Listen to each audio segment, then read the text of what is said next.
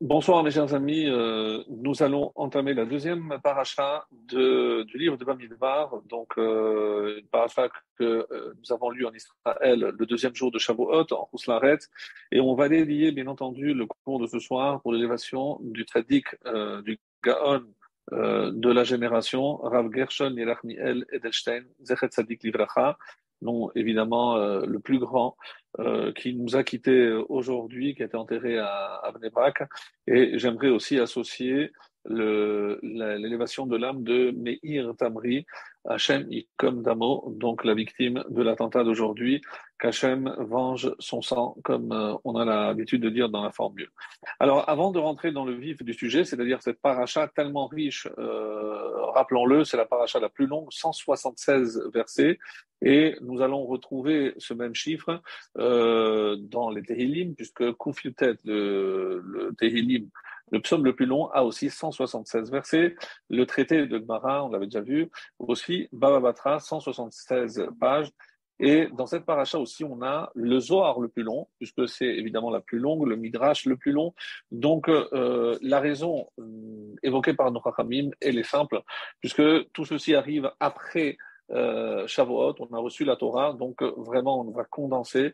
Je sais pas où il y a le plus grand nombre de mitzvot, mais le plus grand nombre de versets. Et avant, je disais, de commencer à parler de la paracha, je voulais, pour évoquer la mémoire de ce géant de la Torah, le Rav Edelstein, raconter une petite anecdote qui nous permettra, nous tous, de réfléchir, puisque évidemment, lorsqu'on parle d'une stature pareille, on se sent tellement, tellement loin, tellement petit. Mais à la différence de ce qu'on pourrait imaginer, et il restait tellement, tellement humain. Et outre évidemment ses connaissances astronomiques, sa mémoire phénoménale, mais ce qui a toujours été mis, puisqu'on a suivi un petit peu les spédimes, ce qui été mis en avant, c'est au niveau de l'éducation. En effet, il s'est beaucoup, beaucoup impliqué et il a été révolutionnaire dans un domaine où malheureusement ici en Israël, la communauté orthodoxe, la communauté pratiquante religieuse est très touchée. C'est lorsque malheureusement on a des enfants qui dévient de la voie de la Torah, des filles qui décident de s'habiller en pantalon, des garçons qui soit veulent faire l'armée, soit arrêtent la yeshiva, ne font plus Shabbat, fréquentent des filles. Donc il y a un peu de tout. Eh ben, ça a été un des rares de la génération à crier haut et fort qu'il ne faut jamais fermer la porte à ces enfants-là. Et quelqu'un a donc raconté une histoire lorsqu'il était tout jeune, il se rappelle, il y avait dans sa classe, il était vraiment tout jeune, un garçon qui avait gardé des cigarettes du jour de Purim et il les avait cachées chez lui et il se rappelle très bien, il avait accompagné son ami et le temps qu'il est resté devant son ami, il a entendu par la fenêtre son père lui crier et le mettre dehors carrément et lorsqu'il l'a vu en pleurs, il lui a dit écoute viens, je dis non, j'ai besoin d'aller aux toilettes. Il a dit bon viens, on va dans une sina qui est à côté. Et il n'arrêtait pas de pleurer, il rentre dans la sina, il va aux toilettes, après il s'assoit, il prend un livre, il continue, il fait des Mishnayot tout en pleurant. Il y avait un monsieur d'un certain âge qui lui dit, dis-moi petit, pourquoi tu pleures? Et après, entre larmes, entre des sanglots, il arrive à lui dire, je dis voilà ce qui s'est passé, il dit, viens avec moi où tu habites. Et il se présente devant la maison, la mère ouvre la porte, époustouflée, c'est le Rosh Yeshiva, c'était le Rav Edelstein. Il ouvre la porte et son père vient, mais Rav, il paraît que tu as mis ton fils dehors. Sache qu'un enfant qu'on met dehors et qui va dans une choule et commence et continue à étudier, ça ne peut pas être un mauvais fils. Donc, si toi tu te comportes comme ça, et si lui a eu besoin de fumer, donc la question c'est toi qui dois te poser. N'essaye pas toujours de rejeter la faute sur les enfants lorsque les parents, hélas, ont aussi une grande part de culpabilité. Donc, c'est très facile de rendre coupables les enfants. Et c'est pour ça que ça a été, dans ce milieu-là, vraiment un comportement, on va dire, presque révolutionnaire, où on a osé remettre en cause l'éducation, remettre en cause les réactions de certains parents qui se voulaient très durs, très fermes dans cette éducation. Et au contraire, et ça a payé puisque tout au long, donc cet enfant raconte, il a grandi, évidemment, il est resté dans la Torah. Donc des fois, lorsqu'on est trop strict, trop sévère, malheureusement, c'est comme ça qu'on éloigne les enfants. Il faut beaucoup, beaucoup d'amour. Je pense que c'est vraiment le message essentiel qu'il a essayé de transmettre tout au long de sa vie. Évidemment, se pencher sur l'étude de la Torah, ne jamais délaisser la Torah, ce pourquoi Dieu nous a choisis, ce pourquoi Dieu nous a donné ce trésor inestimable qu'est la Torah. Mais en dehors de cela, il a donné aussi des trésors qui sont les âmes qu'il nous a confiées en les personnes de nos enfants. Et c'est pour ça que nous devons être extrêmement indulgents, mais surtout, surtout aimants. Montrer toujours de l'amour à nos enfants. Il y a évidemment beaucoup, beaucoup d'attractions, beaucoup de déviations. Les enfants aujourd'hui sont attirés par tellement, tellement de choses de l'extérieur et il ne faut pas qu'à l'intérieur aussi, on puisse par notre mauvaise réaction, les pousser vers l'extérieur. Donc, qu'Hachem nous donne le mérite, en tout cas, et ce sera, je pense, l'œuvre de ce grand et géant de la Torah, que par ce mérite-là, on soit à la hauteur d'élever nos enfants dans l'amour de la Torah en exprimant notre amour pour nos enfants. Voilà, ça aurait pu être la conclusion, mais je voulais vraiment le dire au début pour rentrer dans une paracha vraiment très difficile, puisque, encore une fois, on aborde toujours ces thèmes avec beaucoup de crainte, puisqu'il y a apparemment beaucoup de sujets. Évidemment qu'il y a des réponses à toutes les questions que l'on pourra se poser. Quelle est, on va dire, la juxtaposition, quel est le lien qui unit tous ces points-là et à part tout ce qu'on a vu, je vous invite évidemment à consulter les cours des années précédentes. On essaye toujours, pas toujours évident, de ne pas se répéter, mais dans la Torah, il n'y a pas de répétition, il y a des révisions, on le dit toujours. Donc on essaye évidemment d'apporter toujours un nouvel éclairage, puisque la Torah est infinie et véritablement, il y a tellement, tellement de choses qu'on peut découvrir. Alors qu'Hachem nous donne les forces toujours après avoir reçu la Torah en pleine forme et après ce petit séjour à Paris qui était vraiment très profitable, Baruch Hashem. Donc, et je le dis toujours, le cours en live n'a rien à voir, c'est très difficile, je vous le confirme, de ne pas avoir un public. Je sais que vous êtes derrière toujours à m'appuyer, je vois, il y a des vues, il y a des encouragements, mais ça reste toujours différent du fait d'avoir un contact humain. Et c'est pour ça que, évidemment, Baruch Hashem, j'ai des cours ici en Eretz, mais par rapport à ce cours, vraiment, lorsque je retrouve le public à Paris, c'est différent. Et c'est pour ça que je fais cette petite tournée, ne serait-ce que pour faire un bain de foule, comme on dit. En tout cas, voilà ce que je voulais vous dire. Et pour vous dire aussi que c'est pas évident pour moi et pour vous, vous devez écouter, vous ne pouvez pas intervenir, c'est pas la même chose. Mais voilà, les enseignements sont là, la préparation est là, et je vais partager avec vous ce que je vous ai concocté pour ce soir. Donc, je disais une paracha où il y a en tout 18 mitzvot, 7 assez, 7 mitzvot positives et 11 mitzvot négatives. Et lorsqu'on va voir les thèmes qui sont abordés, on a l'impression qu'il n'y a pas forcément de lien. Mais ça, évidemment, ce serait aller trop vite et juger trop hâtivement d'imaginer qu'il n'y a pas forcément un lien entre ces différents sujets.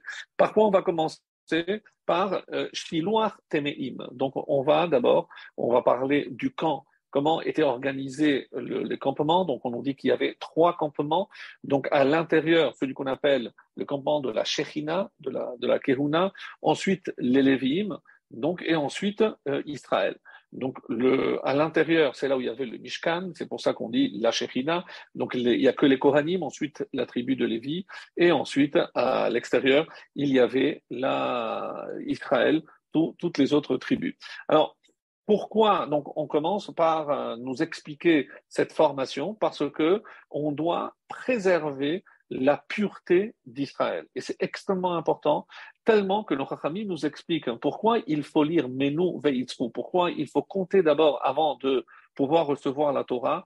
Parce que, rappelez-vous, lorsque Dieu a proposé la Torah à toutes les autres nations, qu'est-ce qui, bon, vous connaissez, donc, même si je répète rapidement, donc, il a dit qu'est-ce qui a marqué, donc il est allé d'abord chez Esav, il a dit Lotir tsar, tu ne tueras pas, moi je ne peux vivre que sur mon épée. Après Ammon et Moab, Lotin Av, pas d'adultère, mais enfin, nous, Ammon et Moab, c'est l'inceste de Lot avec ses filles. Ensuite, il est allé Ishmaël, Lotignov, tu ne commettras pas de vol, donc on peut pas vivre sans voler. Et ensuite à Israël, donc Naasé Venishma. Mais la question que pose le Midrash, c'est que les nations ont dit, mais quel a été le mérite particulier d'Israël? Et de là, on nous dit, et c'est extraordinaire, parce que c'est la pureté qui a préservé justement les familles d'Israël, qui a fait que nous avons pu recevoir la Torah. Et c'est pour cela que maintenant, la deuxième paracha, juste après Matan Torah, c'est comment préserver cette pureté. Et c'est très important parce qu'on va comprendre maintenant comment on va s'agencer la suite de la paracha avec les différents thèmes qui vont s'enchaîner. Donc, la preuve en est que la première chose, Shiluach Temeim. S'il y a des personnes qui sont impures, il faut les chasser. Alors, en fonction du degré de l'impureté, donc, est-ce qu'il devra sortir des 3 campements, donc vraiment à l'extérieur des 3, ou simplement à l'extérieur de 2, ou simplement, si la gravité est moindre, donc uniquement à l'extérieur du premier campement. Et donc, on va voir qu'il y a 3 types d'impureté, et c'est pour ça que c'est important de comprendre comment on va s'articuler toute cette paracha, et en prenant en compte que nous sommes après Matan Torah, après la fête de Shavuot, et donc on va essayer de préserver à tout prix la pureté au sein du campement d'Israël, en évitant tous les éléments qui risquent d'entacher évidemment la pureté du Machané, qu'on appelle en hébreu le camp d'Israël. Alors, l'Amazachon, Kirba Yoter Me'umot, comme ça demande le Midrash, pourquoi le peuple d'Israël a mérité une proximité beaucoup plus importante avec la divinité, avec Dieu, que les autres Umot? Et la réponse, c'est parce que nous, on a ce qu'on appelle le Sefer Yochassin. Nous, depuis la sortie d'Égypte, nous pouvons dire qui sont nos pères, nos mères, sans aucun problème, sans qu'il y ait, parce que les nations ont commencé évidemment à jaser en disant, mais comment, si les Égyptiens avaient la main mise, c'est sûr que les femmes d'Israël n'ont pas pu rester pures. Donc toutes ces familles qui sont énumérées, qui me dit qu'elles sont vraiment pures? Eh bien, la preuve en est, comme Rachid va le souligner, c'est que chaque fois qu'on va citer une famille, donc Hachem va donner de ces lettres. Donc Ha et en rajoutant le Ha avant et le Yud après, 2 des lettres du nom d'Hachem à chaque famille. Et c'est pour ça que on dira que, comme Rachid explique, que nous sommes appelés Shivte Ka, les tribus de Yudke de Hachem, parce que Hachem a rajouté le Yud et le He, mais Mishpachat Achetron, Mishpachat Hachetroni. Donc Ha et le He et le Yud à la fin. Donc vous verrez, c'est assez impressionnant. Donc comme pour entériner le fait que chaque famille en Israël était pure, et c'est pour ça qu'ils ont mérité de recevoir la Torah. Alors, quand on sait que la seule exception, et on le sait en Égypte, c'était chez l'Omid Bat Divri, comme on le sait, donc avec ce fils qui va finir par blasphémer, mais c'est, si la Torah en parle, c'est parce que c'est la seule exception de toute la Torah. Donc tous ceux qui sont sortis d'Égypte étaient purs, donc on était conçus dans la pureté, et c'est ça qui a fait que nous avons mérité de recevoir la Torah. Donc mes amis, si c'est ce qui est dit par rapport au don de la Torah, pour maintenir la Torah, il est évident, il est clair qu'il faut impérativement préserver cette pureté au sein de nos familles par les règles de la pureté familiale, par tout ce qui peut entacher la pureté de nos enfants, des choses qu'ils ne peuvent pas voir, des choses qu'ils ne peuvent pas entendre. Donc préserver, comme on disait au début, préserver nos enfants, c'est préserver aussi cette pureté. On sait très bien qu'il y a énormément de déviance. Aujourd'hui, on est de plus en plus étonné. Et ce n'est pas qu'il y ait malheureusement des déviances, mais c'est qu'on affiche avec fierté, alors que la Torah s'exprime clairement contre toutes ces formes de déviance, comme on va le voir d'ailleurs avec Abraham et la ville de Sédom. Donc, puisqu'on va aussi en parler. Donc, Nous sommes également après la lecture de toute la généalogie de David. On a lu le livre de Ruth.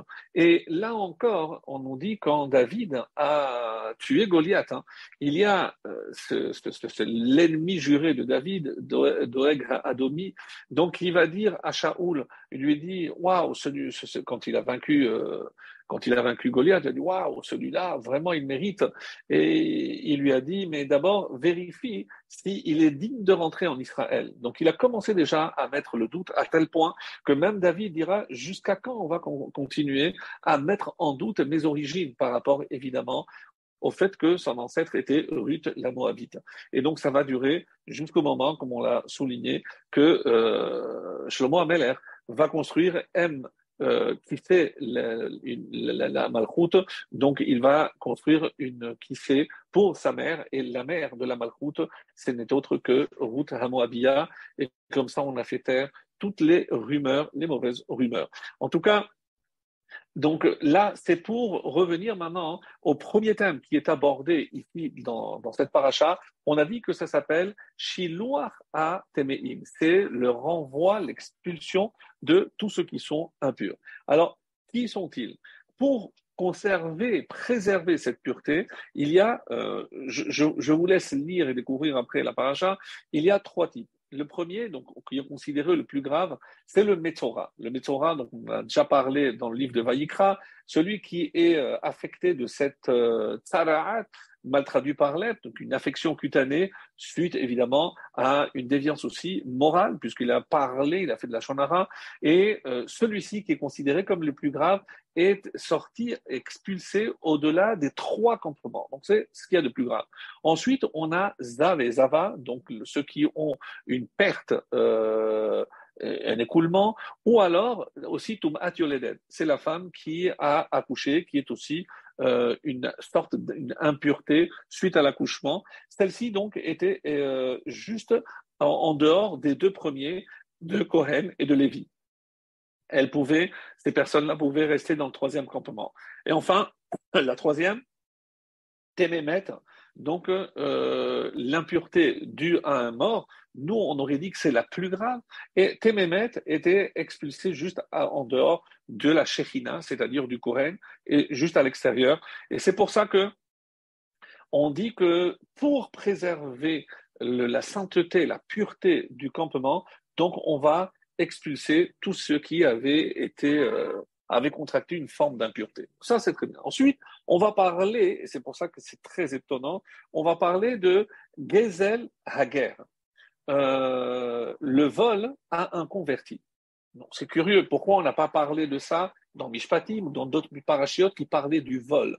Pourquoi? Parce que j'aurais pu imaginer que parce que c'est un étranger ou un converti, que le vol n'est pas aussi grave, etc.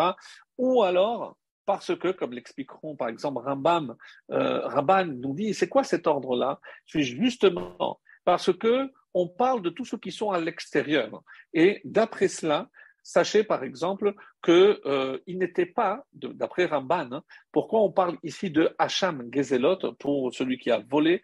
Parce que d'après Ramban, au moment de Matan Torah, le Erev Rav, donc cette tourbe qui est sortie de convertis au moment de Matan Torah, n'était pas au pied du mont Sinaï. Ils étaient à l'extérieur.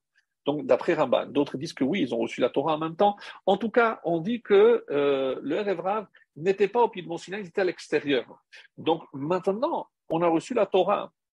C'est pour ça que Ramban dit, on fait suite à cela pour dire qui sont à l'extérieur, en dehors des impurs. Eh bien, il y a les convertis. Eh bien, sache que c'est aussi pour les encourager. C'est pas parce que c'est des convertis que je ne les considère pas comme faisant partie du peuple. Et c'est pour ça qu'il sera interdit de voler à ces hommes-là. Et dans cette suite logique des personnes qui sont exclues par leur comportement de ce campement, donc parce qu'ils ont touché à ce qui est considéré comme la pureté du peuple juif, nous allons évidemment arriver à la femme sota.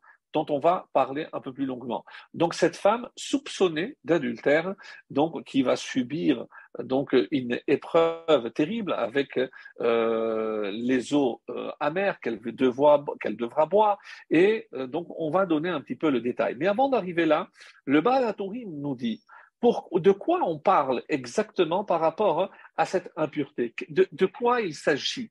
Et on va voir par exemple aussi que le Ramban nous dit aussi que quel est le souci de la Torah, pourquoi on développe tellement la sota dans ce contexte-là, et il utilise cette expression, l'enakot Israël mi mamzerim, parce qu'on ne veut pas prendre de risque qu'il y ait des mamzerim, donc des enfants issus d'une relation adultérine, parce que cette femme était considérée encore comme mariée, et donc ces personnes-là, ces enfants, mamzer, ne peuvent pas se marier avec le clan d'Israël, avec un Israël normal. Et donc, pour éviter d'arriver à ces extrêmes, donc même dans un cas de soupçon comme Sota, on va être extrêmement sévère. Donc ça, c'est la suite logique d'après le Ramban. Et c'est pour ça que si on garde en tête que la volonté de la Torah ici, c'est de préserver la pureté du campement d'Israël, je comprends qu'il y a une suite tout à fait logique, comme je viens de vous le démontrer, et tout s'explique dans cet enchaînement qui apparemment, dans une première lecture superficielle, ne laisse pas entrevoir qu'est-ce qui pouvait bien relier tous ces thèmes différents. Alors, le Kli Yakar nous donne une lecture très originale par rapport à cela, à savoir que quand je parle de Metzora, je parle de Zav ou Yoledet, la femme qui a accouché, ou la troisième catégorie, j'ai dit que c'était Mémet. À quoi ça fait allusion, dit le Kli Yakar? Le Kli Yakar nous dit c'est que c'est par rapport à des fautes qui sont considérées comme très graves. Quelles sont ces fautes-là? Avodazara, Gilou Arayot et Shfichut Damim. En français, Avodazara, l'idolâtrie, les relations interdites, et troisièmement, le meurtre. Donc, à quoi ça correspond? Donc, Avodazara, on dit c'est par exemple, c'est le Metzora. Et ainsi dit le Midrash qu'après avoir fait la faute du veau d'or, le peuple a été touché de Tzaraat, qui parouahu. Donc, il a été touché, il a été découvert, donc on a découvert des tâches, il y a eu la tzara'at. Donc la tzara'at est connectée avec la avodazara. Ensuite, à Gilou Yarayot, bien entendu, c'est les relations interdites, donc tout ce qui touche à l'impureté rituelle, les pollutions, les écoulements, etc. Donc c'est par rapport aux relations interdites. Et la troisième, Shfichut Damim, le contact avec la mort, puisque c'est Shfichut Damim, c'est justement ça parle du meurtre. Le Baal HaTurim, en reprenant cet exemple, nous dira que tout ceci parle de la faute de Adam Arishon. Vraiment très intéressant. Pourquoi? Parce que quand je regarde, il y a trois acteurs dans la faute de Adam Arishon, le serpent, à Chava et Adam. Et qu'est-ce que je remarque? Le serpent, qu'est-ce qu'il a pris? La tzara'at. Donc on dit que la peau du serpent, pourquoi elle a cette tache-là? Puisque depuis elle a contracté, puisque c'est la première créature à faire du Lachon Hara, donc il a contracté la tzara'at. Donc ça c'est la première impureté. Deuxième, Chava, donc on dit qu'elle aurait pu accoucher tous les jours. Je ne sais pas si vous imaginez ce que le Midrash nous révèle à ce moment-là. Donc, et qu'est-ce que cela veut dire? C'est que la femme, justement, donc maintenant, elle a une tum'at yoledet, une impureté due à l'accouchement. D'où ça vient? C'est de la faute d'Adam Arishon, et c'est le lot de Chava.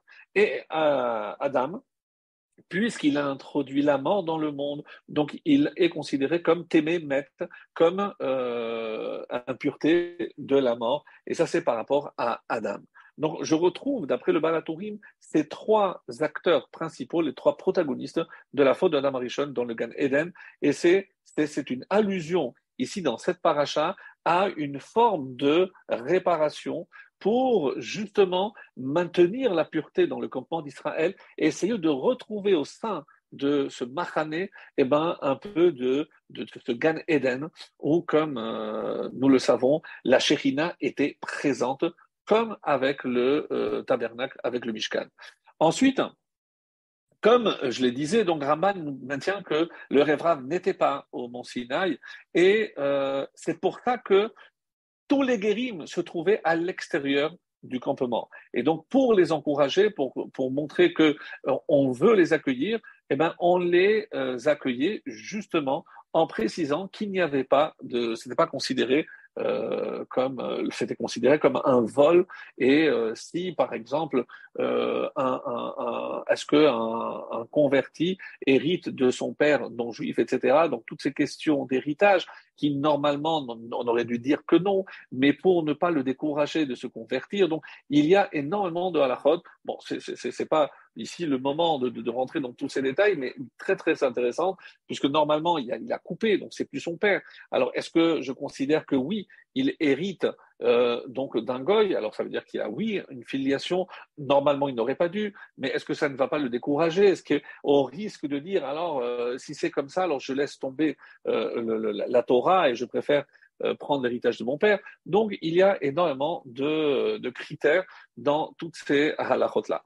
En tout cas, on arrive maintenant à la sota. Et là, on rentre vraiment, puisqu'il y a les deux thèmes principaux qui sont la sota et le thème qui va suivre le nazir. Et comme vous le savez, ce paragraphe se terminera par Birkat Kohanim, donc la bénédiction sacerdotale qui est faite jusqu'à nos jours par les Kohanim. Et ensuite, on arrive au chapitre le plus long, le 7e, où il y a 89 versets qui nous parlent des offrandes apportées par chacun des 12 princes d'Israël, le passage le plus long, et on se serait attendu d'ailleurs à ce que la Haftara touche ou le début de la paracha ou la fin qui est la plus longue, mais non, on va se concentrer sur le nazir, sur lequel, si le temps nous le permet aussi, j'aimerais partager avec vous quelques enseignements extrêmement intéressants pardon, concernant le nazir et la relation qui existe entre le nazir et la sota. Alors, pour nous arrêter déjà à la sota, le Ramban nous a donné déjà un premier point. Pourquoi on a introduit ici la sota? Parce qu'on ne veut pas prendre le risque de mettre au monde des mamzerim. Donc, ça participe toujours du même principe qui est celui de préserver la sainteté dans le campement. Et Ramban suit sa ligne de conduite tout au long de cette paracha et ça se tient effectivement. Donc, on comprend bien pourquoi. Alors, quand on va voir le début de comment est introduit le début de ce passage, ish ki kiste ishto. C'est très étonnant parce que ish, il y a 2 fois de répétition. Parle aux enfants d'Israël et dis-leur, si la femme d'un homme s'écarte, donc stisté, c'est s'écarter, dévier, et qu'elle a été infidèle à lui. Donc, et pourquoi ish? Parce que les Chachamim disent, donc, elle était infidèle à deux. Ish, c'est évidemment son mari, mais elle a été aussi infidèle à Dieu. Ish milchama, Hachem Ish milchama. Donc, on sait que des fois, dans la Torah, Hachem est appelé aussi Ish. Donc, Ish kitisté, une femme qui a donc dévié, et c'est pour ça que ici, elle s'est écartée des normes, dit le commentaire, de décence des matriarches. Donc, très étonnant. Et on parle ici d'une femme qui s'est isolée, alors que le mari lui a dit ne t'isole pas avec cet homme-là.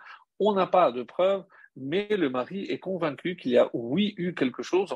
Donc, pour être, on va dire, innocenté ou pas, et ça c'est cette preuve, comme la suite de la paracha va nous le dire, qu'est-ce qu'il fallait faire. Et c'est ce que je vais très rapidement dire, donc sans passer par le texte pour ne pas alourdir.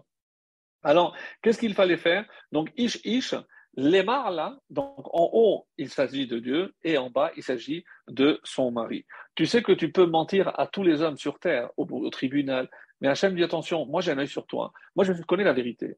Donc, attention, donc, est-ce il vaut mieux pas reconnaître et ne pas subir cette humiliation, puisque la mort est terrible, donc le ventre explose, les intestins sortent, bon, des trucs terribles, comme c'est rapporté. Alors, on va faire ce qu'on appelle une mincha, une offrande avec de l'orge. Tout le monde s'étonne, mais où est le blé ici? Non, elle a eu un comportement bestial, donc il lui convient de l'apporter un aliment justement d'un animal. Lo yitzok shemen, il ne faut pas mettre de l'huile. Pourquoi? L'huile est assimilée à la lumière et elle a fauté dans l'obscurité. Tout ce que je vous cite est du Midrash. Un Midrash très beau, donc où chaque phrase est analysée, évidemment, à la lumière de ces enseignements. On voit que tout est pesé et chaque chose, évidemment, trouve sa place par rapport à ce que la Torah veut nous faire comprendre. Lévena, qui sont blanches, on dit que c'est les matriarches. Et c'est pour ça pourquoi on apporte le Lévona, pour nous dire, toi, tu ne peux pas te comparer aux matriarches. Regarde le comportement des matriarches et comment as-tu pu t'écarter de la voie de nos matriarches. Alors, vous allez certainement vous dire, mais enfin, mais qu'est-ce que vous racontez? C'est pas une femme qui s'est écartée des lois de la décence ou de la pudeur. C'est une femme qui s'est isolée avec un homme, donc c'est allé relativement loin. On a presque la preuve que oui, il y a eu peut-être quelque chose ou pas. Et on dit non, tu n'as pas été digne des matriarches. Mais comment ça peut se justifier comme reproche. Donc, on va voir tout à l'heure. Alors, après, on prenait de l'eau et on mettait dans un ustensile en argile, kli chérez. Pourquoi? Parce qu'on dit que le chérez, une fois qu'il est nishba, il se brise, on ne peut pas le récupérer. Alors que si c'était en zrouchit, si c'était en verre, oui, je peux faire fondre le verre et reconstruire. Donc, je peux le refaire. Et on dit qu'un ustensile ne pouvait pas servir à deux femmes. Parce qu'imaginez que chaque fois qu'on prenait un ustensile, on disait, c'est pour ça qu'on le brisait après, on disait, ah oui, c'est l'ustensile avec lequel une telle a bu et elle a explosé. Alors, on aurait pu imaginer, enfin, comment la Torah, elle chassa, même, elle a pitié, même des Réchaïm. Parce que si cette femme se retrouve là, évidemment qu'il y a des soupçons, plus que des soupçons, mais même comme cela, Hachem ne veut pas humilier pour autant inutilement, même une fois qu'elle a été sanctionnée, c'est fini. Comme la même raison que, par exemple, on a tué l'ânesse de Bilham, pour ne pas dire, ah oui, c'est l'ânesse avec, ou lorsque l'on allait nous, dans un cas de zoophilie, c'est un homme ou une femme est allé avec un animal, on tue l'animal aussi, l'homme, je comprends, mais l'animal, pourquoi? Pour ne pas qu'on dise, oui, c'est l'animal avec qui, etc. Donc, même dans ces cas-là, on voit comment la Torah fait preuve de décence pour ne pas humilier inutilement une fois qu'il a déjà été sanctionné.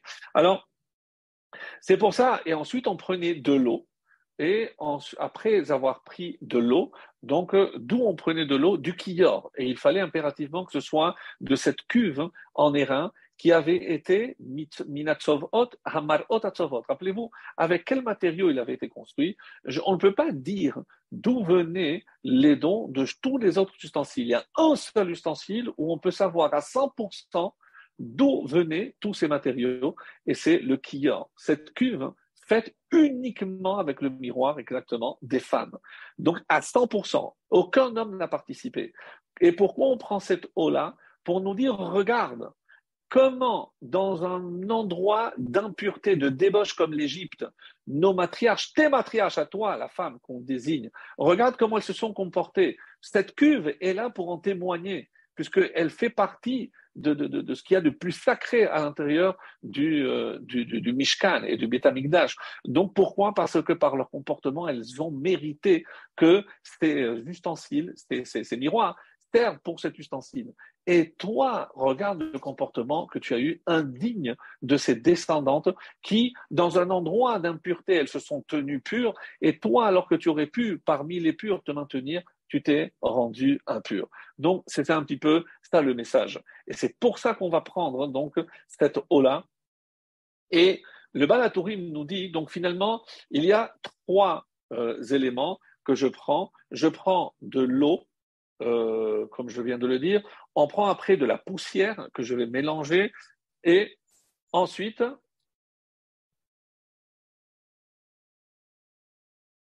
à part la poussière, je prends aussi la lettre. Donc le ktav, c'est le nom d'Hachem que je vais mettre à l'intérieur. Le Balatourim nous dit à quoi correspondent ces trois choses. C'est à une Mishnah de Akavia ben Malalel. Qu'est-ce qu'il dit? D'où tu viens, où tu vas et devant qui tu rendras des comptes.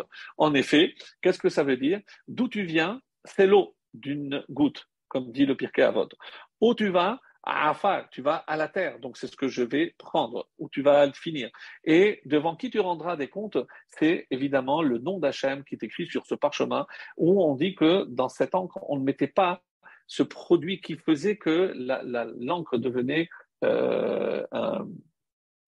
et on ne pouvait plus l'effacer. Donc, on omettait de mettre cet ingrédient-là pour que, justement, elle puisse s'effacer. Donc, ces trois éléments pour nous dire, regarde, si tu avais fait attention d'où tu viens, où tu vas, devant qui tu rendras des comptes, comme dit à Kavia Mebanalel, alors tu ne faudras pas, si on a ces trois choses toujours en tête. Alors, et on dit aussi que la terre, d'où venait cette terre, n'oublions pas que l'homme a été créé à partir de la terre. Donc, on dit qu'Hachem, il a pris des quatre coins de la planète. Pourquoi? Pour qu'une fois que l'homme meurt et qu'il va être rendu à la terre ne puisse pas refuser d'accueillir celui qui provient des quatre coins. Mais d'où vient la terre qui a servi à la tête de l'homme? On dit de l'endroit de Moria, l'endroit où il y a eu le Misbéar, là où Abraham a failli sacrifier son fils, là où Noach a fait son offrande, là aussi où Caïn et Hevel ont apporté leur offrande, Adam a fait aussi son offrande. Donc un endroit déjà désigné, et c'est pour ça, Minmakom Kaparato, de là où il va expier, c'est de là où il a été créé. C'est cette terre-là, et on dit que s'il n'y avait pas de terre, parce que, alors il fallait apporter de la terre de l'extérieur du campement dans le désert, la mettre et après la prendre et la mélanger pour la sota. Alors il y a une marloquette de savoir si dans le désert il y a eu, en tout cas la majorité, comme le Ramban va dire, non il n'y a pas eu. Pourquoi? Parce qu'il y avait un test pour savoir si telle ou telle femme était digne de manger. On dit que c'était par rapport à la manne. Là où la manne tombait, on savait que si c'était dans la tente, donc elle était fidèle à cet homme-là, et elle aussi, elle recevait à côté de son mari. Si une femme ne recevait pas, attention, donc c'était un test très très probant. Donc on n'avait pas besoin de Messota. Les Messota apparemment n'auraient été réalisés qu'une fois qu'on est rentré en Israël, où là, oui, il fallait, une fois que la manne a cessé. Alors, on explique donc que l'homme Hachem a pris la terre et comme si on mélangeait au malaxé, il a mélangé avec de l'eau. Donc il y a la terre, il y a l'eau, ce qui reproduit donc la création de l'homme. Et qu'est-ce qu'Hachem il a fait? On dit il a introduit l'âme. Donc ça c'est l'écriture de son nom. Donc Vaïpar Be'apav Nishmat Raïm, l'âme, c'est comme correspond à cette troisième phase et on assiste en quelque sorte à la création de l'homme. Et c'est pour ça que qu'est-ce qu'il dit Hachem? Toi, il y a trois associés dans la création de l'homme. Toi, tu t'es écarté, alors moi aussi, je m'en vais. Et donc, c'est pour ça que, comme si le nom s'efface, autrement dit, le nom s'efface, c'est parce que toi aussi, tu t'es écarté, tu ne fais plus partie de ce trio d'associés pour créer la vie. Alors, donc, il y a à ce propos donc le produit, enfin l'effet inverse. Si la femme était innocente, alors, comme le texte va dire, si elle avait des difficultés pour accoucher, elle aura moins. S'il n'a pas eu d'enfant, elle en aura. Et s'il avait déjà des enfants, il aura des enfants encore plus beaux, comme Abraham. Comme ça dit le Midrash. Elle aura des enfants comme Abraham. Donc, on ne sait pas encore pourquoi, comme Abraham. Et c'est dans le traité de Sota 17 qu'on va trouver une solution, la réponse à cette question. Mais avant, et j'ai trouvé un point très intéressant. Et la vérité, je m'étais toujours posé la question. Et Baruch Hashem, j'ai trouvé cette réponse magnifique. Et je suis sûr qu'elle va plaire à plus d'une personne, parce qu'on se pose toujours la question, on a toujours un doute, comment faut-il faire? Et une fois que vous aurez écouté la réponse, vous ne pourrez plus oublier. Mais avant de cela, nous savons, en parlant de mérite des femmes, c'est que Hannah, elle a fait aussi une prière. Hannah désirait à tout prix avoir un enfant. On dit Vatit Palel Hannah.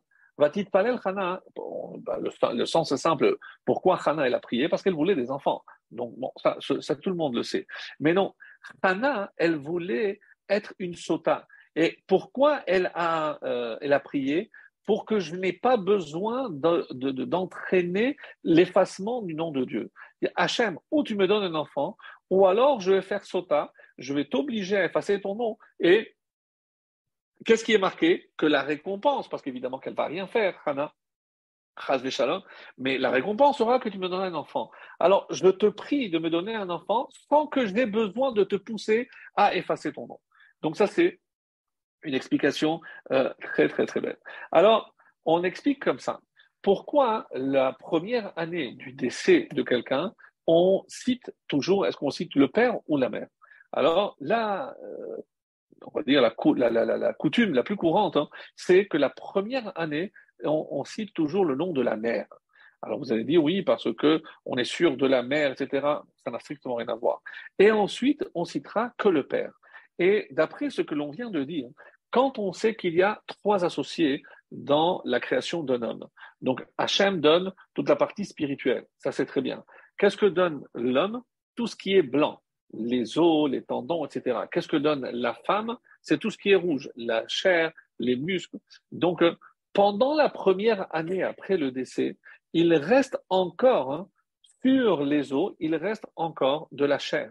Donc, comme il y a encore du rouge qui est associé à la mère, donc la première année, on va citer par rapport à la mère. Mais une fois que, et c'est comme ça qu'on estime qu'au bout d'un an, donc la chair se décompose et il ne restera que les parties blanches, c'est-à-dire le squelette, les os, qui sont eux attribués au père. Donc la première année où je peux encore attribuer à la mère, je cite un tel fils de sa maman, et après une année de décès, après le décès, donc on citera le nom du père parce qu'il ne restera que la partie blanche qui est attribuée au père. Je trouve que c'était une explication très très originale qui nous explique un peu d'où vient cette coutume d'attribuer la première année à la mère et ensuite au père. Donc voilà, ça c'était la réponse que je voulais partager avec vous. Alors, ça c'est par rapport aux trois associés. Si il y a un des trois qui sort, Hachem, il sort aussi. Et je disais, donc pourquoi elle aura un enfant comme Abraham? Pourquoi, quel rapport avec Abraham? Et on dit que, rappelez-vous, que grâce à Abraham, on a reçu deux mitzvot. Lui, il a dit, je suis Afar va Efer, je suis poussière et cendre. Et on dit, par cette intervention, Hachem, il a dit, ben, sache que tes descendants auront deux mitzvot, une avec la poussière et une avec les cendres. La poussière, c'est la sota, et les cendres, c'est les cendres de la vache rousse pour la purification. Alors, et c'est comme, à quoi correspond la poussière? On dit que la poussière, c'est la terre, Afar, c'est celle qui contient un futur. Je sais que quelque chose peut pousser. Si je mets des graines, ça pourra pousser. Quand il s'agit de la cendre, ça vient témoigner de quelque chose qui a été. Donc, c'est par rapport au passé. Donc, autrement dit, ici, quand je vois les mitzvot, c'est exactement, on dira que c'est l'inverse. Ça vient faire une takana. Pourquoi? Parce que la poussière, pour la femme, donc pourquoi je mets de la poussière de la terre? C'est pour éclaircir ce qui a été. Est-ce qu'il y a eu une faute ou pas? Évidemment aussi pour le futur. Mais cette terre vient pour éclaircir ce qu'il y a eu déjà. Et quand il y a les cendres de la vache rousse, c'est vrai que la vache n'est plus, c'est les cendres. Mais quel est l'effet? La mitzvah, eh ben, c'est pour rendre pur, pour purifier. Et c'est pour cela que ce qui était pour le passé devient pour le futur et ce qui était pour le futur devient ici pour le passé. Mais si on analyse maintenant le contexte dans lequel Abraham a prononcé cette phrase et on retombe sur, bien sûr, on va rappeler, c'est le contexte de Sédom.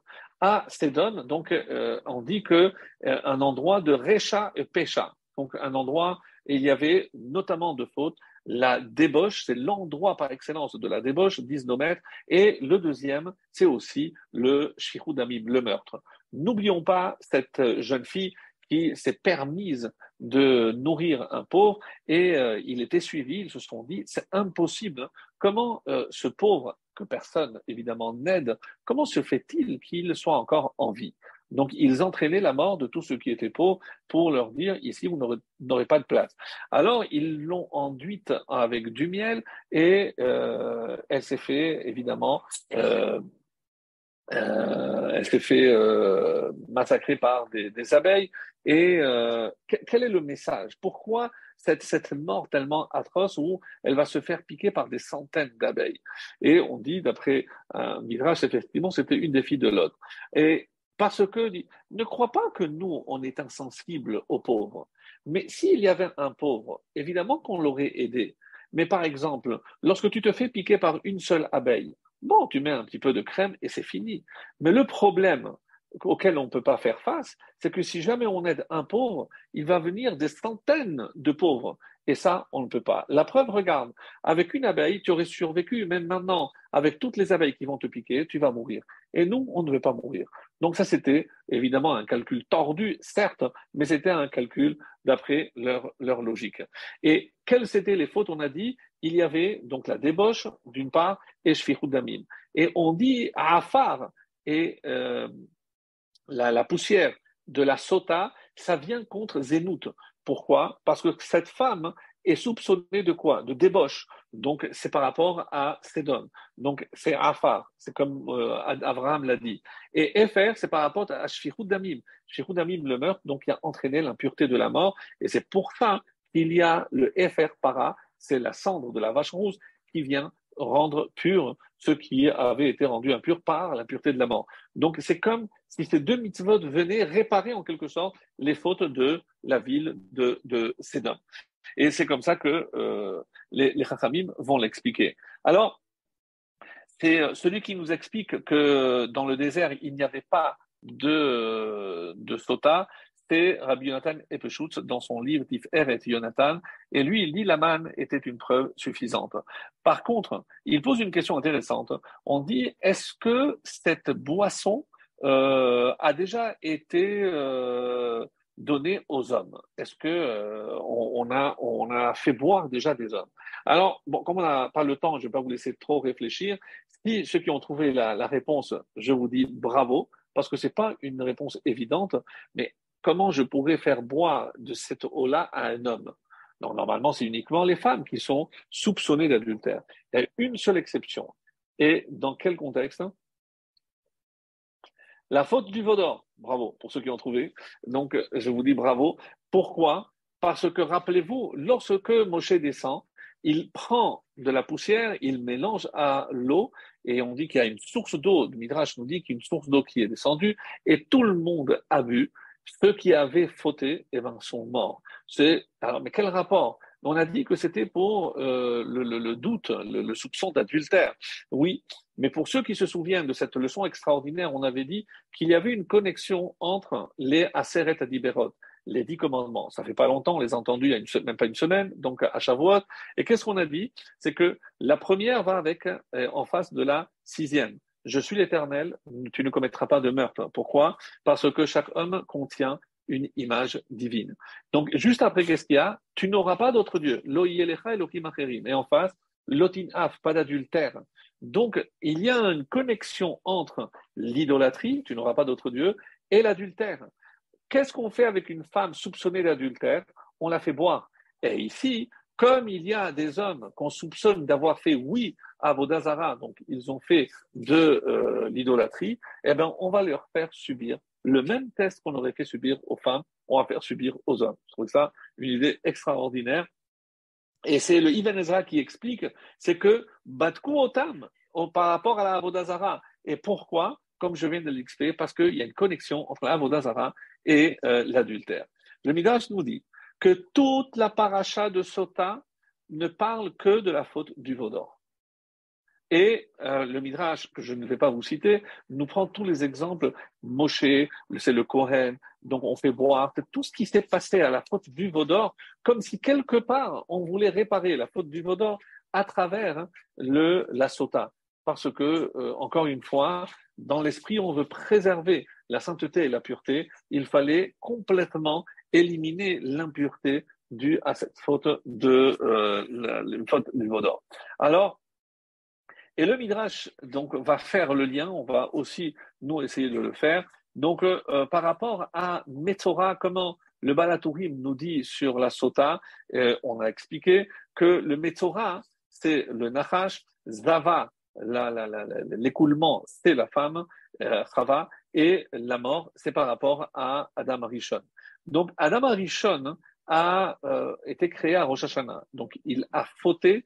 On a dit que le premier ordre qu'il a reçu, c'était donc à Rosh Hashanah, et il a malheureusement fauté. Le serpent a fait fauter, a réussi à convaincre la femme pendant que l'homme dormait. Alors, le Nachash, d'après le Midrash, dans la Gemara, c'est rapporté. Le Zohar aussi nous dit que le Nachash a eu un lien, un rapport avec Chava.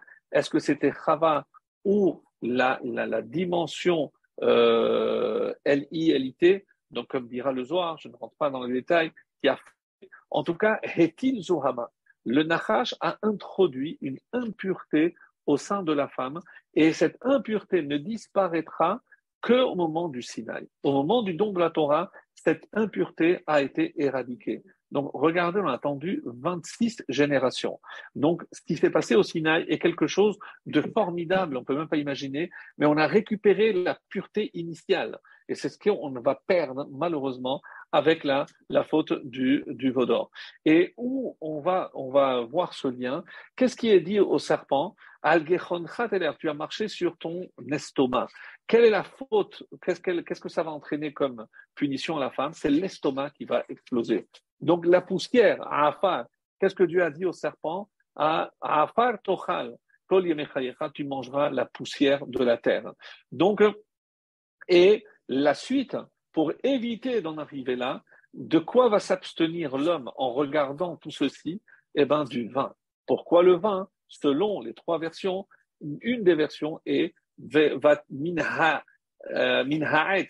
Donc, elle a donné pas du fruit, mais de l'arbre. Et donc, c'est pour ça que le Midrash expliquera, elle a pris les raisins et elle les a pressés et lui a donné du vin. Donc, c'est le vin qui a entraîné donc la faute de Adam, de Chava. Et c'est pour ça que Sota, connecté avec le Nazir, n'est encore une fois, et comme toujours, c'est la réparation de la faute de Adam Arishon. Donc, en passant par la reproduction à notre échelle, qui est la faute du veau d'or, et c'est pour ça que si on analyse toute cette paracha à la lumière de ces explications, donc on ne cherche toujours et toujours la même chose, réparer la faute pour retrouver l'état que nous avions avant la faute de Adam Arishon. Alors, donc là, une fois qu'on a expliqué cela, je peux aborder le deuxième thème, la deuxième partie, c'est le nazir. Le nazir, donc, et c'est aussi important parce que c'est vraiment très très beau, je ne sais pas si on aura le temps de tout faire, mais sinon ce sera pour la prochaine fois, ne vous inquiétez pas, mais on a encore le temps. Alors, quand je regarde le début du nazir, qu'est-ce qui a marqué? L'Éternel a parlé à Moshe en disant, je vous lis, parle aux enfants d'Israël et tu leur diras, si un homme ou une femme prononce un vœu de nazir, de s'abstenir, entre parenthèses, de boire du vin, en l'honneur de Dieu, et autrement dit, afin de devenir une personne plus pieuse, même s'il ne le dit pas clairement, c'est sa volonté. Je vous lis que 3 versets, après on passe aux commentaires. Pardon, qu'est-ce qu'il doit faire? Il s'abstiendra de vin jeune ou de vin vieux, il ne boira même pas du vinaigre fait de vin jeune ou vieux, ni ne boira nulle chose dans laquelle est trempé des raisins, ne mangera pas de raisins ni frais ni secs. Tout au long de son abstinence, il ne mangera aucun produit de la vigne, des pépins jusqu'au pot. Donc ça, c'est tout ce qui lui est interdit. Ensuite, tous les jours de son vœu d'abstinence, nul rasoir n'effleurera sa tête jusqu'à la fin du terme de la période durant laquelle il s'abstient en l'honneur de Dieu. Sa chevelure sera sacrée. Et il permettra ainsi à la croissance de la chevelure de sa tête de pousser, donc sans toucher. Et c'est ça, c'est au moins pendant 30 jours, comme le précisent les commentaires. Enfin, tous les jours où il s'abstiendra pour l'Éternel, il n'entrera pas en contact avec les morts. Donc, si je résume, il y a 3 interdits, donc qui se résument les cheveux, le vin et les morts. Alors, l'explication du Midrash très intéressante nous dit pourquoi? Parce que ces 3 choses-là poussent l'homme à la faute. Oui. Pourquoi? Parce que les cheveux, l'exemple que nous avons, c'est celui de Yosef. Lorsqu'il a commencé à s'arranger les cheveux, donc il a vu qu'il était beau, et juste après, évidemment, il y a eu l'épreuve avec la femme de Potiphar. Donc un homme qui fait trop attention à son apparence extérieure, il va évidemment s'attirer on va dire, la faute, puisque forcément, il fait attention à plaire à d'autres personnes extérieures et ça, forcément, ça va le pousser à fauter. Ensuite, le vin. Le vin aussi, nous avons toujours une utilisation sacrée, le kiddush, les fêtes, les événements sacrés comme la naissance d'un enfant, le mariage. Donc pour nous, le vin est toujours assimilé à quelque chose de sacré. L'abus de ce vin-là, évidemment, pourra entraîner à d'autres abus, puisque évidemment il n'y a plus de frein. Et là, allez-nous, qu'à Dieu ne plaise, ça peut entraîner aussi à la faute. Donc, et enfin la mort. La mort, oui, plus difficile, mais rappelez-vous, qu'est-ce qu'il a dit à Esav? De toutes les façons, je vais mourir. Alors, si on va mourir, autant profiter de ce monde. Donc, la mort, au lieu d'être une source d'enseignement, comme pour nous, on est censé aller dans une maison de deuil et tirer d'enseignements de vie pour profiter de ce monde, mais en sachant que l'essentiel se trouve au-delà, alors d'autres vont tirer les conclusions inverses. Si de toute façon on va tous mourir, autant profiter au maximum de ce monde. Donc, peut imaginer donc toute forme d'hédonisme et sous toutes les formes. Voilà donc un petit peu par rapport à cette présentation.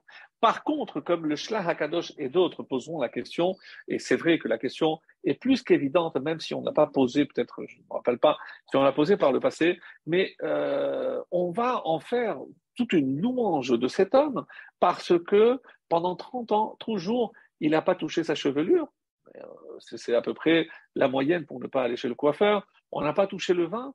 Eh ben, pendant 4 semaines, pas le kidouche et pas d'Abdallah, et voilà, l'affaire est close.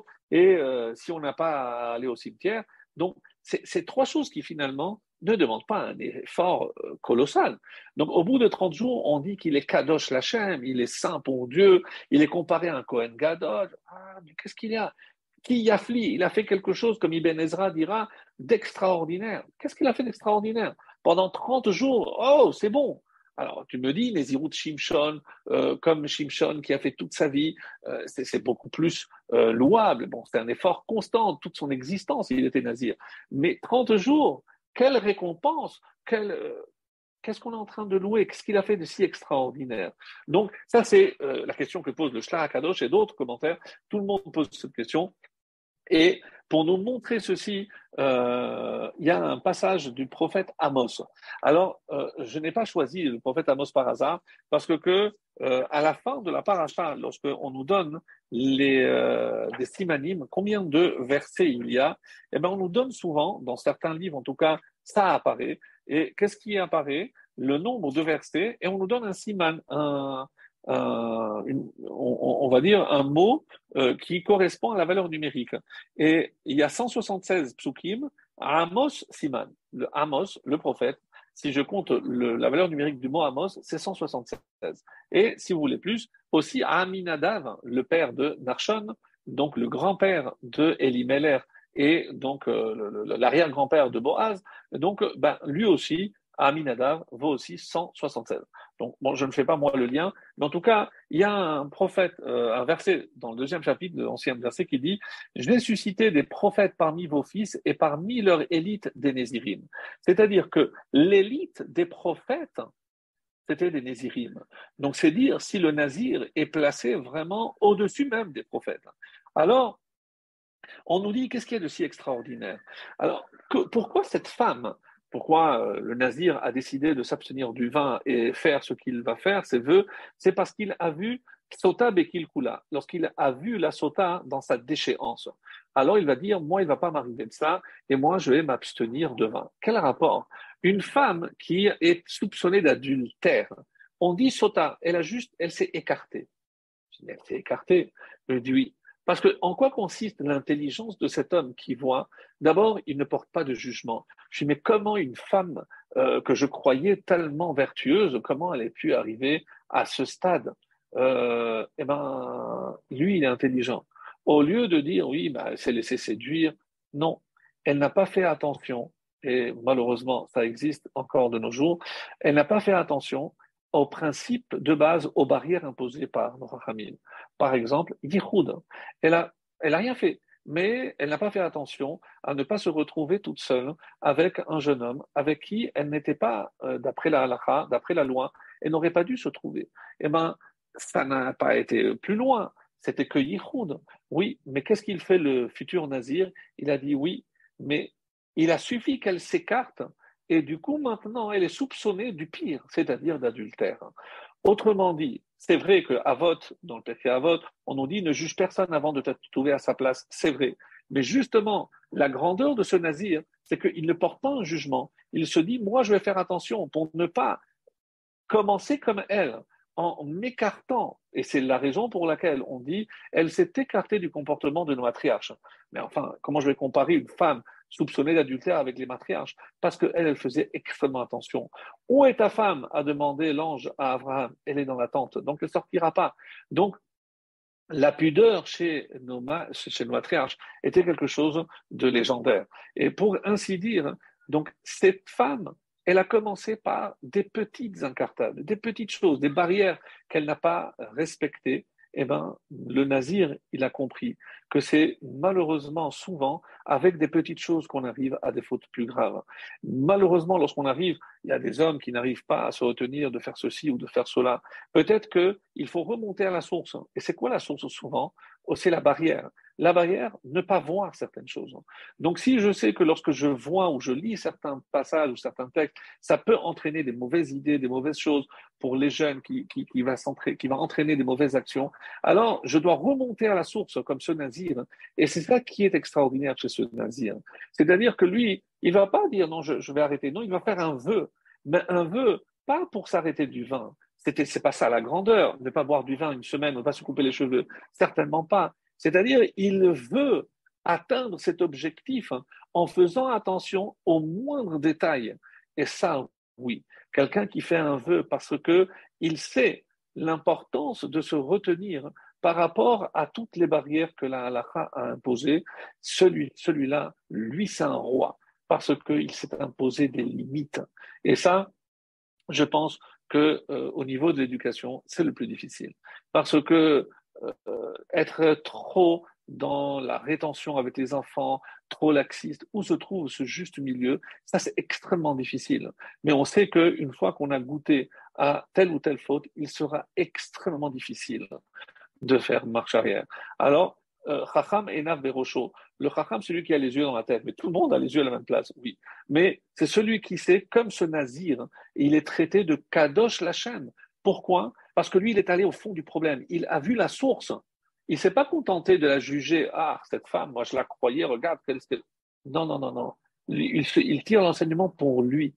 Il a dit, c'est vrai, peut-être que, comme Pirkei Avot dit, chapitre 4, la Mishnah 2, Avera, Goret, Avera. Donc, je vais transgresser un petit peu. Malheureusement, ça va engendrer et un petit peu, et après, je vais me retrouver pire qu'elle. Donc, je ne vais pas la juger, mais je vais tirer un enseignement pour moi. Et c'est ça, faire un vœu parce que je veux me protéger. Lui, il est saint pour Hachem. Le nazir, donc, c'est celui qui a décidé de réparer, en quelque sorte, ses faiblesses, mettre un frein à ses tendances naturelles ou tout simplement redevenir maître de ses instincts.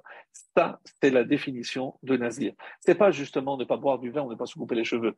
Évidemment, on a compris que c'est beaucoup plus profond que cela, et c'est pour ça que je voulais absolument vous livrer ce message-là. Par la suite, si on a très peu de temps encore, mais par rapport au Shlach HaKadosh qui nous dit quelque chose d'extraordinaire, alors sachez que on nous dit que le nazir, ça remonte aussi à la faute de Adam Rishon. Le Shlach HaKadosh va donner quelque chose de très beau. Pourquoi il s'abstient du vin? On a dit tout à l'heure, min ha'etz, parce que c'était le vin. Alors, et à cause de ça, la mort est venue. Donc, et la mort, c'est Mémet. Donc, lui aussi, il s'abstient de l'impureté. Donc, le nazir, donc, comme Adam Arishon, il essaye de devenir comme Adam Arishon avant la faute. Et c'est pour ça qu'il s'abstient du vin. Et on dit comme Moshe Rabbeinu, lui, il est né, donc la maison s'est remplie de lumière. Donc, qu'est-ce que c'est Moshe? Moshe, c'est la lumière. Lui, c'est pas or, il n'avait pas de la peau. C'est pour ça que la lumière, on dit que Moshe, lorsqu'il est descendu, donc il y avait de la lumière. Lui, il n'avait pas cette peau. Or, en hébreu, c'est hiver, c'est aussi rappelez-vous, c'est aveugle, on ne voit plus la lumière intérieure. Et j'aimerais, peut-être pour notre conclusion, terminer sur un passage très très beau qui nous permettra au même temps de parler d'un personnage dont on ne parle pas souvent, mais je pense que ça vaut le coup pour conclure notre cours d'aujourd'hui. Alors, c'est par rapport à un passage que l'on retrouve dans deux textes de la Gemara, dans Nedarim 9 et dans Nazir 4. Et là-bas, il s'agit de Rabbi Shimon. Une braïta nous enseigne, je vais vous la lire en premier, Rabbi Shimon Hatzadik, Rabbi Shimon le juste pour introduire très rapidement qui est ce personnage, on dit que durant le deuxième temple, il y a eu, c'est rapporté dans Yoma, il y a eu 300 Kohanim Gdolim. Comment 300 en 420 ans? C'est colossal. Oui, mais pourquoi? Parce qu'ils achetaient leur poste. Donc, et qu'est-ce qui se passait? C'est que quand ils rentraient le jour de Kippour pour offrir la Ktoret, comme il n'était pas valable, ils mouraient. Donc, et tous les ans quasiment, à part quatre, comme ça ils sont cités, et c'est Rabbi Shimon Hatzadik qui a fait 40 ans, après Yochanan Kohen Gadol, le plus connu, 80 ans. Il y a un autre, Rabbi Ishmael Ben Pavi, 11 ans, et Rabbi El-Hazar Ben Kharsoun, qui est resté 10 ans. Donc à eux, donc c'est à peu près 120 ans, donc imaginez, sur 420, donc 300 autres, c'est pas à peine un an pour les autres. Et qu'est-ce qu'il a rapporté? Rabbi Shimon le juste a dit, de toute ma vie, je n'ai mangé de l'offrande d'impureté d'un naziréen. Et c'est quoi cette offrande d'impureté? On dit que si un naziréen, nazir, a contracté une impureté involontaire de mort, donc il doit apporter un korban et recompter, donc si c'était au bout de 5 jours ou de 10 jours, il doit recommencer donc les 30 jours, parce qu'il a été souillé par le contact avec un mort. Et on dit pourquoi il doit apporter aussi à la fin un korban, parce que donc le début qu'il a fait, il s'est abstenu pour rien.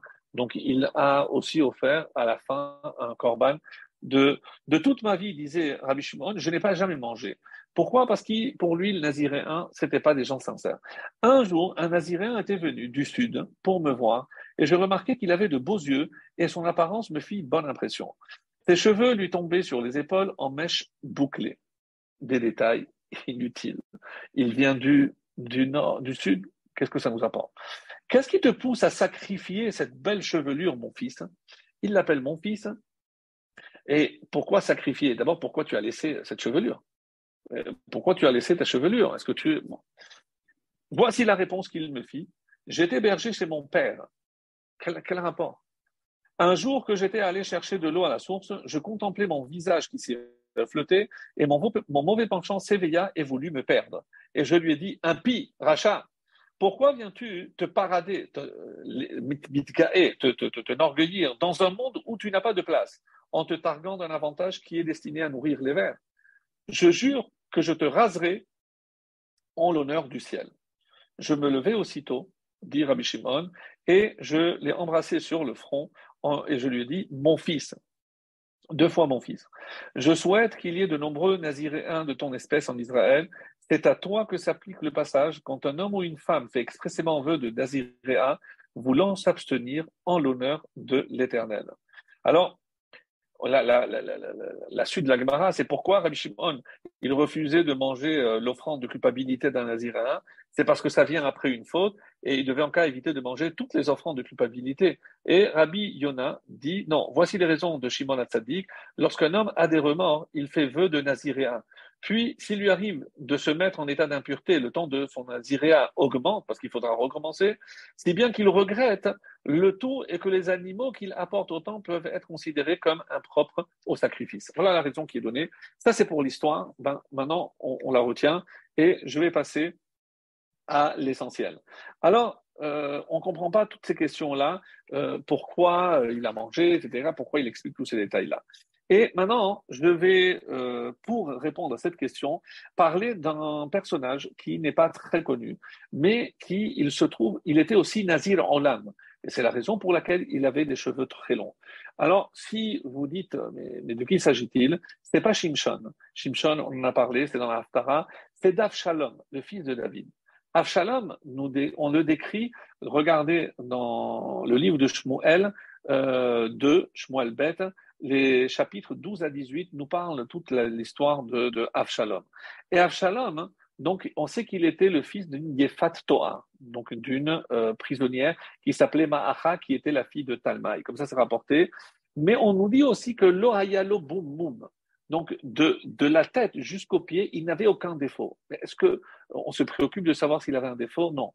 C'est-à-dire qu'il n'avait fauté avec aucune partie de son corps. C'était un homme parfait. C'est-à-dire parfait. Mouchlam, Betachlit Ashlemut, c'est qu'il n'avait jamais fauté. On parle d'Avshalom. Oui, mes amis, on parle d'Avshalom. Le fils de David était parfait. Alors qu'il venait d'une fille, d'une mère qui était une prisonnière, une belle captive, tout ce que vous voulez. Mais lui, il était parfait. Qu'est-ce qui s'est passé malheureusement? Il s'est laissé entraîner par Achitophel en lui disant, mais c'est toi qui mérites d'être roi. Et c'est ça qui malheureusement va entraîner la suite de l'histoire. Mais comme la Gemara nous dit dans Sota, il y a 5 qui ont été créés, mais en dogma shel ma'ala, comme l'image d'en haut. Alors l'explication, c'est comme Adam Arishon. Il ressemblait à Adam Arishon. Par exemple, Shimshon, mais les 5 sont morts à cause de, justement, leurs caractéristiques. Shimshon et sa force, c'est sa force qui l'a tué. Avshalom, à cause de ses cheveux, il a été attrapé par ses cheveux. Shaoul Betzavaro, parce qu'il était orgueilleux, on lui a coupé la tête. Tzidkiya Be'enav, Tzidkiyahu, on dit que Tzidkiyahu, le roi Sédécias, on lui a crevé les yeux et on dit qu'il a continué à voir. On lui a fait avec des fers au fer blanc, il a continué à voir. Quand est-ce qu'il a perdu la vue? Lorsqu'ils ont égorgé ses enfants devant lui. Bon, c'est juste pour avoir Tzidkiyahu. Et Asaph par ses jambes, mais on ne rentre pas dans les détails. Alors, on dit que Avshalom, il avait les cheveux de Adam Arishon. C'est-à-dire, quand on parle de quelqu'un de parfait, c'est qu'il ressemblait à Adam Arishon. Mes amis, on parle ici du fils de David. N'oubliez pas qu'à Shavuot, on a fêté la Ilouée de David. Mais quand on a parlé de David, de qui on parle? On parle de Adam, puisque rappelez-vous qu'on dit que David, Zaken Baba Yamim, il était vieux. Mais quel âge il avait? 70 ans, pas encore parce qu'il n'est pas mort. Mais à 70 ans, on ne dit pas qu'il est vieux. Non, il avait 999 ans. Oui, pourquoi? Parce qu'il avait 930 de Adam. Le jour de Shavuot, on peut dire que c'est David qui est mort, mais c'est Adam qui est mort. Parce que ces 70 ans, c'est lui qui lui a donné. N'oubliez pas ce détail tellement, tellement important. Alors, Achitophel le pousse à aller contre son père. Il a dit, tu dois tuer ton père, comme ça c'est toi qui vas prendre la place. Mais qu'est-ce qu'il voulait, Achitophel? Comme Avshalom avait tué son père, donc il voulait que Avshalom tue David, et comme ça, lui, il tuerait Avshalom, et Achitophel prendrait la place de roi. Donc, tout ça, c'est des calculs, malheureusement, mais Avshalom s'est laissé prendre au jeu. Et il a commencé à bien se faire voir par le peuple, et le peuple était très connu, etc. Et jusqu'à qu'un jour, il a été accroché par un arbre, comme ça c'est rapporté. Un arbre, Allah. Allah, c'est aussi malédiction. Un midrash nous dit que pourquoi il n'a pas pris l'épée, il a coupé les cheveux. Il aurait pu se libérer. Il est resté coincé, c'est comme ça qu'on est venu. Après, à la fin, on lui a coupé la tête. Il a dit, mais il ne comprend pas, pourquoi il n'a pas coupé? On dit, le Midrash, il a ouvert les yeux et il a vu que par rapport à son comportement, il avait essayé de tuer son père. Pendant 6 mois, David a dû fuir. Et il a vu que le Guéhinnom, les portes du Guéhinnom étaient ouvertes. Et que s'il coupait les cheveux, il est tombé dans le Guéhinnom. On dit que la bouche de la terre, comme pour Korah. Parce que Korah s'est opposé à Moshe, lui il s'est opposé à David, il méritait le même sort. Il a dit non, ça, je regrette ce que j'ai fait à mon père, et si je dois mourir, je mourrai. Et c'est comme il est resté coincé, on lui a coupé la tête. Qu'est-ce qu'il a fait David lorsqu'il a pris la mort de son fils? Il a pleuré et il a prononcé 8 fois le mot béni. Un roi qui renonce à son mérite, il ne peut pas renoncer. Mais il a dit, Absalom a essayé de tuer son père, pas le roi David. Il a fait monter des 7 crans, les 7 niveaux du Guéhinam, et béni, on dit qu'il a racolé la tête à son corps et il a pu rentrer dans le Gan Eden. Béni, béni. Alors maintenant qu'on a raconté ce qui s'est passé avec Avshalom, donc comme il n'a pas fait Kiboud Avahem, vient Rama de Pano et nous dit, c'est quoi cette histoire avec Rabbi Shimon? Pourquoi quand il le voit, il appelle béni? Rabbi Shimon a dit qu'il a vu que c'était le Gilgoul de Avshalom et il était venu pour qu'est-ce qu'il dit du Darom? Sache que moi, je suis un Talmid Chacham, mais pourquoi j'étais berger chez mon père? Et le Maharsha nous explique là-bas qu'il a laissé tomber parce que son père s'était fait mal au dos, qu'il a dû lui aller paître pour accomplir la mitzvah de Kiboud Avahem. Pourquoi ces détails? Il devait accomplir le tikkun de Avshalom. Comment? En faisant Kiboud Avahem. Et c'est ce que Rabbi Shimon Atzadik a vu. Il a vu, tu es revenu, béni. Maintenant, je reconnais en toi le fils. Le fils qui a dit béni, béni, c'est David Hameler en parlant de Avshalom. Donc, Avshalom est revenu dans le corps de ce Nazir. Et ce Naziréen, qu'est-ce qu'il a fait? Il a fait Kiboud Avahem. Il m'a dit maintenant, à cause de ses cheveux, j'avais fauté, maintenant je vais les enlever. Et c'est pour ça que Rabbi Shimon Hatzadik, il a dit, maintenant que je sais de qui tu viens, ben, ton korban, oui, je veux le manger. Donc il est venu pour faire Kiboud Avahem, hein, et c'est pour ça que Avshalom avait les cheveux de Adam Arishon. Tout ceci pour nous dire, mes chers amis, et c'est que ça sera ma conclusion, comme on a commencé, regardez ce qu'un père comme David a fait pour son fils Avshalom. Donc il est revenu pour faire que Kiboud Avahem. Tant qu'on a la chance de faire Kiboud Avahem, tant qu'on a la chance de faire non seulement le respect qui est dû aux parents, mais nous aussi en tant que parents, faire tout ce qui est nécessaire pour que nos enfants nous respectent. Donc, ne pas être incohérent, faire en sorte que nous soyons toujours des exemples pour nos enfants et à la hauteur de David. Quand bien même ce Avshalom a essayé de le tuer, il a prié pour lui pour qu'il rentre dans le Gan Eden. Alors qu'on n'arrive pas à ces extrêmes, mais même si des fois nos enfants s'écartent, essayons de prendre, comme le Nazir a pris cette sota au début, avant que ça n'aille trop loin, savoir mettre les barrières et éviter que de ce petit écart, ne vienne le grand écart. Qu'Hachem nous aide à être des fils dignes et des parents aussi exemplaires. Très bonne soirée à tous.